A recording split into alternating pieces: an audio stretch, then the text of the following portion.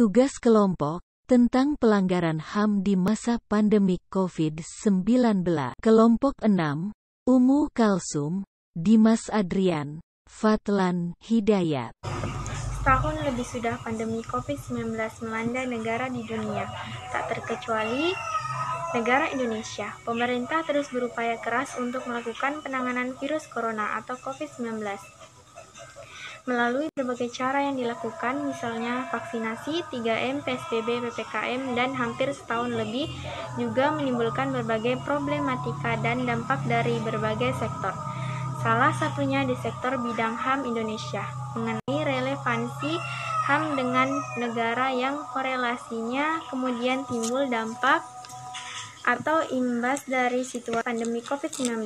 Lalu apa yang menjadikan problematik HAM di tengah masa pandemi? Problemnya adalah tidak selarasnya pengaturan HAM apa yang dicita-citakan dalam peraturan perundang-undangan yang ada terlepas dari COVID-19 ini. Sebagai suatu musibah atau bencana, tetap perlu diingat dari prinsip HAM itu sendiri, yakni pemenuhan dan perlindungan kewajiban dari negara. Korelasinya diakibatkan dari COVID-19, yaitu kesehatan dan kematian manusia tercatat hingga sampai saat ini. Kasus positif selalu bertambah.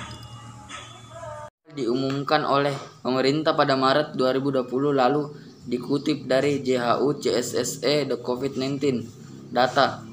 Total kasus positif dari Maret 2020 sampai Juni 2020 dalam rentang waktu 12 sampai 25 Juni. Kasus positif berjumlah 178,842 jiwa. Dari data tersebut menimbulkan pertanyaan serius bahwa di Indonesia mengenal pelayanan kesehatan terdapat ketertinggalan, salah satunya mengenal sistem pelayanan kesehatan, dan kemudian menimbulkan hilangnya nyawa manusia amat sangat mudah akibat ketertinggalan kesehatan tersebut. Memang besar jaminan dari sehatnya dan kematiannya manusia ada pada individu manusia itu sendiri, tetapi jaminan tersebut perlu diselesaikan dengan sistem kesehatan yang baik. Hak kesehatan dan hak untuk hidup adalah amanat dari UUD NRI tahun 1945. Alinea keempat, tugas negara adalah melindungi dan mensejahterakan segenap bangsa dan warga negara.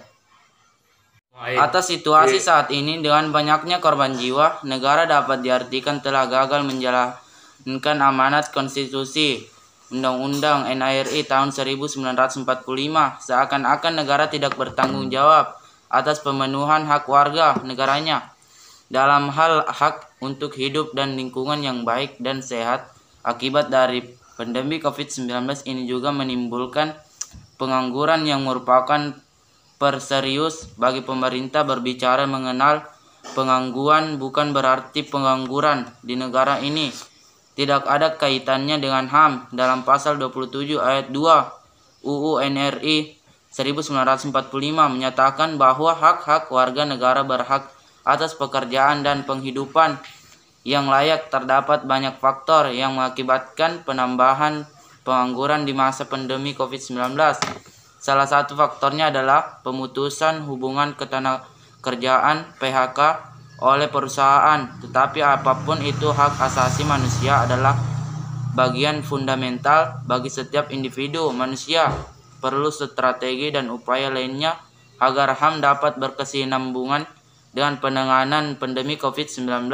Tujuan dari itu tidak lain dan tidak bukan adalah untuk kemaslahatan bangsa dan negara sesuai dengan amanat konstitusi Undang-Undang NRI 1945.